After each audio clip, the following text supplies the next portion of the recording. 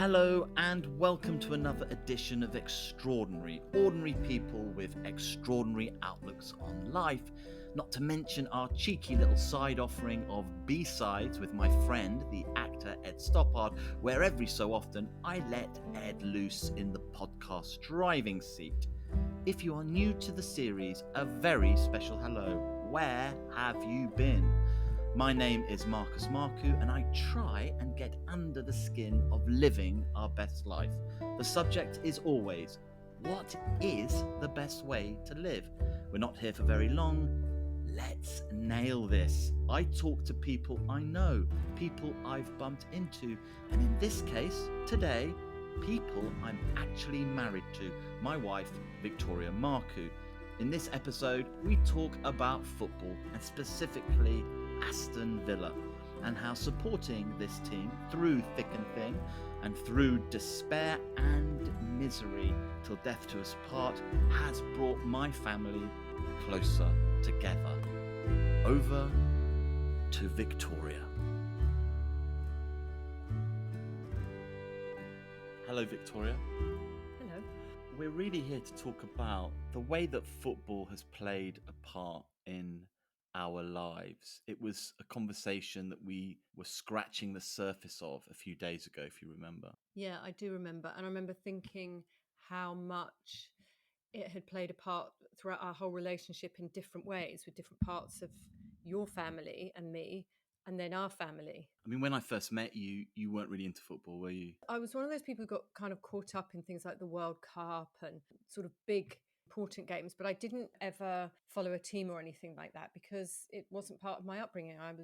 Grew up with a single parent, just me and my mum, no siblings. And football, I grew up in the 80s really, and football was not something that nice middle class girls like me were into. But you were hardly middle class and you grew up in Battersea. Well, in a one-bed flat. Yeah, my mum was a bit of the black sheep of the family, so my family's quite middle class, but my mum sort of married outside of that. So when we first met, you were kind of doing eye rolls at the football thing.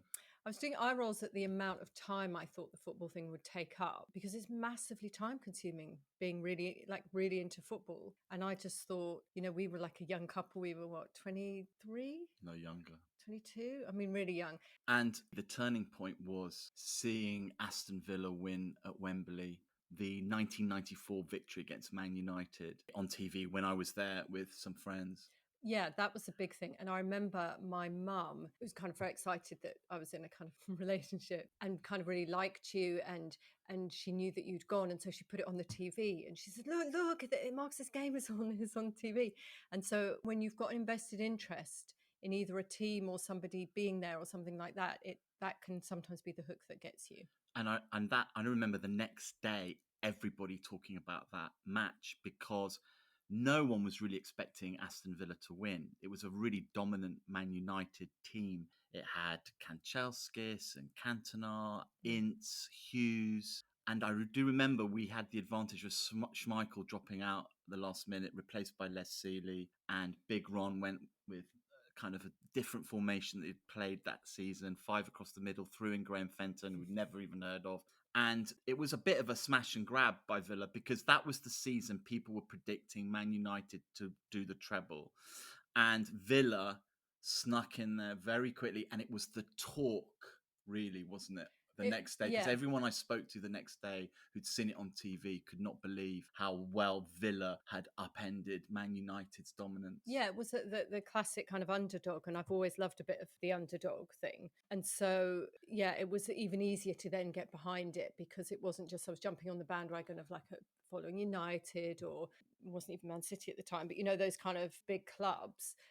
It was Villa, who massive club, but not that high profile in the way that United was at the time. Also, that's another thing because I'm a big underdog person, so it was another hook to kind of get me into it. It was weird how you got into it because it kind of happened at the same time as my family disintegrating, and you became one of the key drivers for all of us going to football matches in the 90s. Almost a conscious decision on your part, wasn't it, to embrace football as a way of bonding me with my dad and my brothers and me connecting back to Birmingham. Were you conscious of that? It felt like at times you were conscious of that being a thing. I was thinking about this the other day because it seems so weird now in the kind of age of technology that we're in. But at the time, this is like 25 plus years ago, we didn't have internet in the same way. We didn't have, all the streaming of the games and all that sort of stuff. So it was really difficult to get to see games. And sometimes literally we would be, it would be local radio. You couldn't even get it on mainstream radio. And so it was almost as if there needed to be a reason to connect with your family rather than just go up for the weekend to see your dad because just to see him. It was almost like, well, why don't we go for the football? And sometimes we would drive up from London to Birmingham and listen to, an away game on the local radio. Extra AM and with Tom Ross. We would do that, and we would and then we'd sort of hang out at your dad's and just be around, and then it sort of progressed from there, really. So was it a conscious decision? Probably in a way, yes. It was like, well, we've got a reason to go, so why don't we go? And I wasn't getting my mini breaks in Paris, so I might as well go to Birmingham for the weekend. So it seemed like a little sort of mini holiday at the same time. And my dad would surprise us sometimes, like that day when we had driven up from London just to listen to the local Extra AM broadcast of Coventry Villa. Yeah. And my dad surprised us saying, why don't we just go? Yeah. And we just rocked up to the ground, got tickets, 1995. Yeah. And Dwight York scored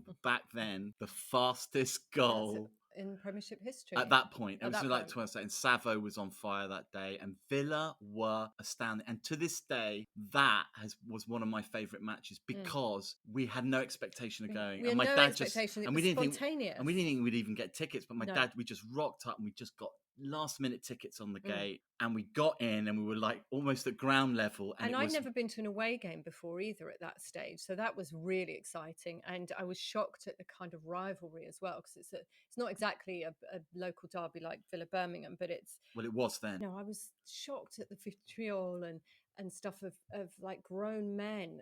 It was really exciting. It was a spontaneous thing to do, just like when we would go to games and we would be late and your dad would, find back routes, and it was all quite exciting. Just that whole thing. And sometimes it would only be the three of us, be me, you and your dad. It's true. I could see that the relationship with your dad, without the football, there wasn't much kind of common ground there. And so with the football, at least we could talk about the game on the way there. We could then talk about the game on the way home and then, watch match of the day and analyse it and talk about it again. So it gave that kind of common ground. And I have found that has been invaluable. Now I have a teenage son. I'd like to think I have a really close relationship with him, but that bond of football is immense with us. And we're never, ever stuck for something to say. I come from a divorced family and the impact of separation is considerable. You do feel that the family does drift apart after a separation, and football was fundamental. I mean, I remember when Andrew and Dino would come to some of the games, and Andrew wasn't really a big fan at the time, but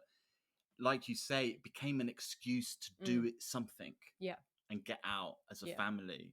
And in a strange way, you'd be the only sort of female there. I usually was, and it was so strange for me because, as I say, growing up in a single parent family with no siblings, just me and my mum and my grandmother spent a lot of time with us, and so suddenly I'm into this family where there are three sons and a dad but no mum around. It was like an eye-opener for me about how that you could see the kind of breakdown, but yet if there was a common ground, if there was a thread that kind of pulled you all together, then that's what it was. And so we would go off to the game, and and this is what I always try to explain to people about football. It's not just the game itself, although it is that. It's a sense of community, it's the rituals that go with it, that you buy your coffee from the same place and you buy your burgers from the same place and you walk the same, park in the same place and walk the same route to the ground. And, it's like a whole experience. It's not just about, I have friends who go, oh, I like football. And it's like, it's not just about the football. It's everything that goes with it. And the people that we've sat with over the past 25 years. Yeah.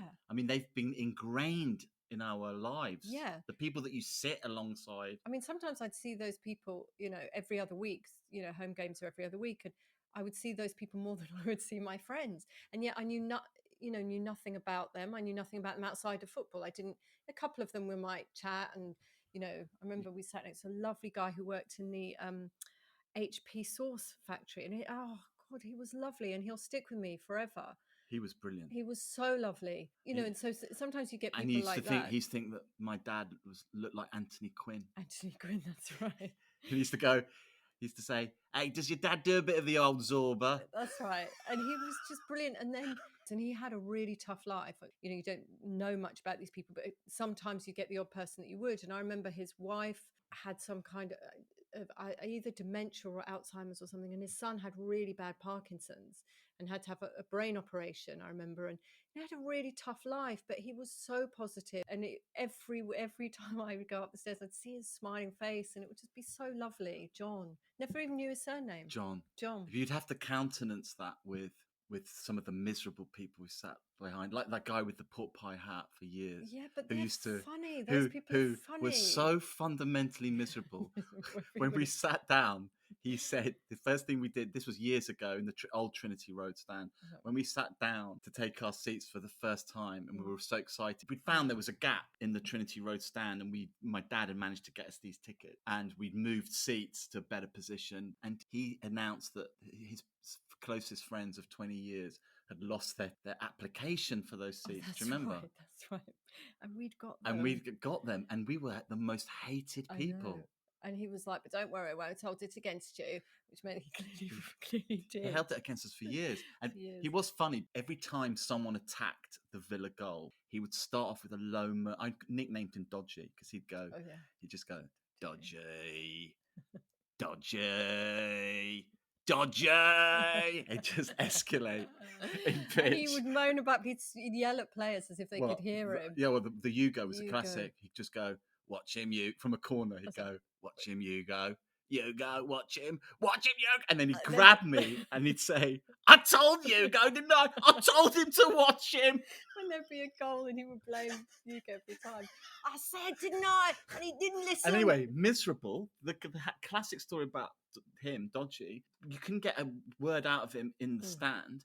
And then I remember when they demolished the Trinity Road stand and they rebuilt it, years later, I bumped into him, like in the foyer. That's right. And he was the friendliest person I've ever met. Really positive. How's it going? I think one of the funniest scenes ever was walking out of Villa Park and seeing that guy, very large guy, massive. It was horrible. It was pouring with rain. It was grey. It was cold. It was windy. It had been a rubbish game. Oh, it was awful. It's just classic Villa. And he said something. I remember him saying, he was with his girlfriend. "That's the worst game I've ever seen." And that's saying something because I've seen some right shit here. His girlfriend's probably behind me. Just went, yeah.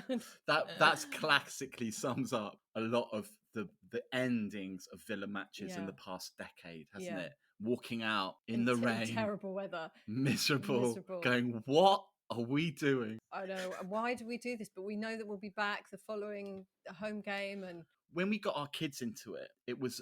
Yes, and it takes it to another level. It took it to another level, didn't it? Well, I think also the thing about the football, like I was saying, it's to do with the rituals, it's to do with the whole process around it, is I was always somebody who was desperately searching for a sense of community. I'd had this really insular childhood with just, me, my mum and my grandma a lot of the time. My mum was a practicing alcoholic, so we didn't have people at the house. We didn't have kind of family friends. So I grew up really, really in a really small environment, and I was always looking for a sense of community. You remember when I used to say I want to go and live in a kibbutz, I wanted to live in a commune, and I think what football really gave me, strangely, was that sense of community, that sense of, we are all in this together. We all have a common interest. We're all completely different. I mean, the people that I would meet in football, I wouldn't come across in my normal life because I'm not, wasn't living in Birmingham.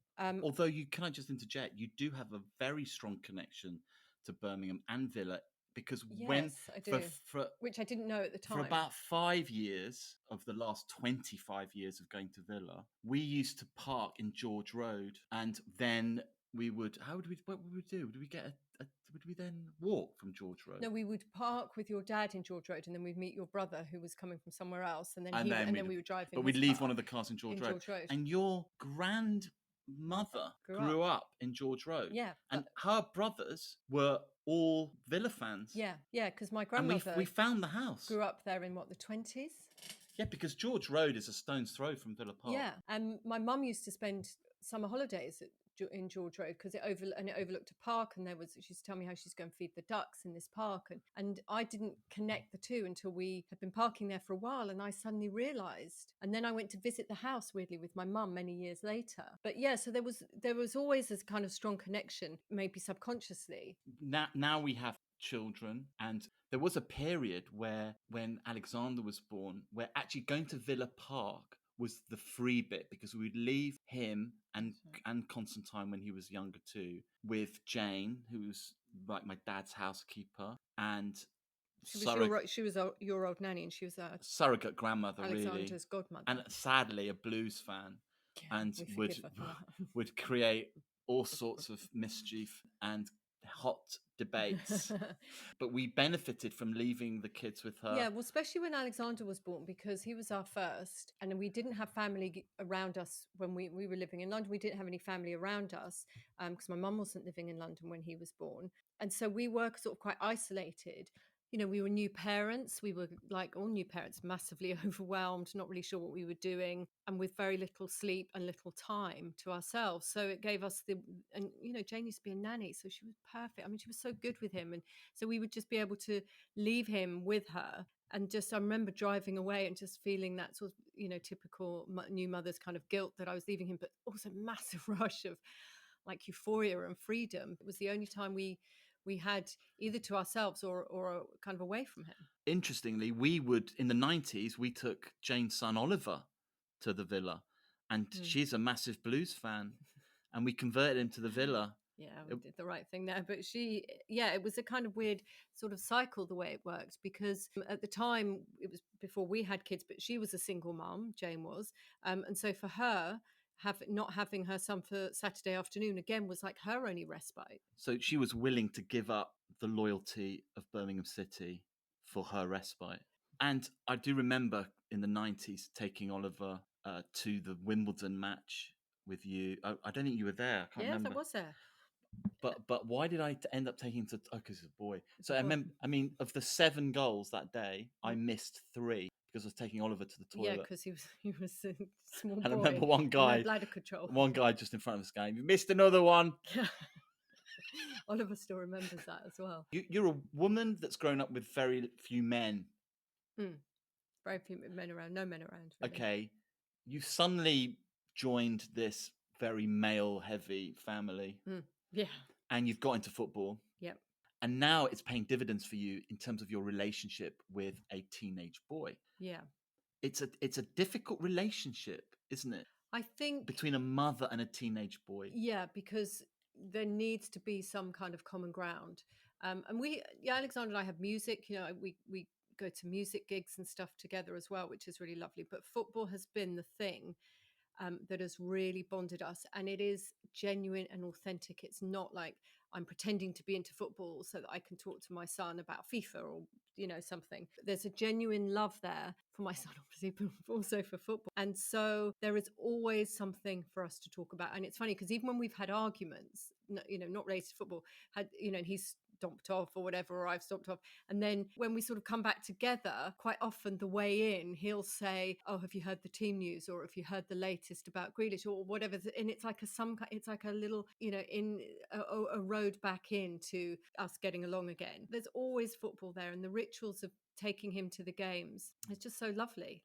I mean, however bad family life can get sometimes, it can't be worse than Villa's plight at times. No, absolutely. What astounds me is the midweek games. You take Alexander, I take my hat off to you both, because it's like a 6-hour round trip. It's a grueling round trip, it is. And it's midweek, and he has to go straight after school. Yeah. And you have to go through the most rigorous routine. I mean, I don't go on these because it's just. But it's grueling. I leave the house at 3. I pick him up at 3:30. What time are you back at home? The game is sort of either 7:45 or 8, and we get back at about midnight, 12:30, sometimes a bit later. But the deal is, if he does it, he's not allowed to miss school, obviously, the next day. So he has to, you know, be up to date on all his homework and stuff, and go straight to bed when we get back. I mean, the theme for this conversation is the importance of supporting Aston Villa in terms of it being like a glue to family life. It's something that bonds us all together. We have a common interest, and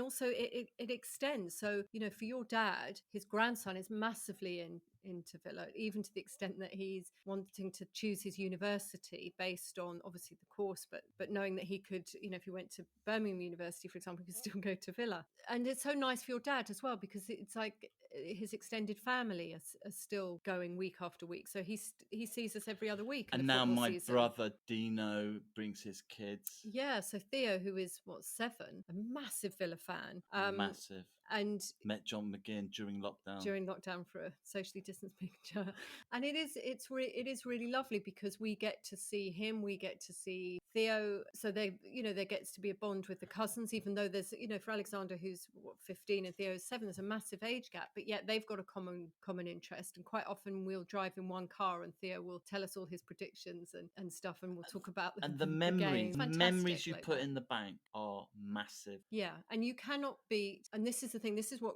drags me to the games midweek when it's freezing and the traffic's bad. And we're playing terrible football. I mean, But terrible. The last 10 years. You cannot beat a live game. You just can't. You can, and even sometimes the games will be on the TV and we will still go.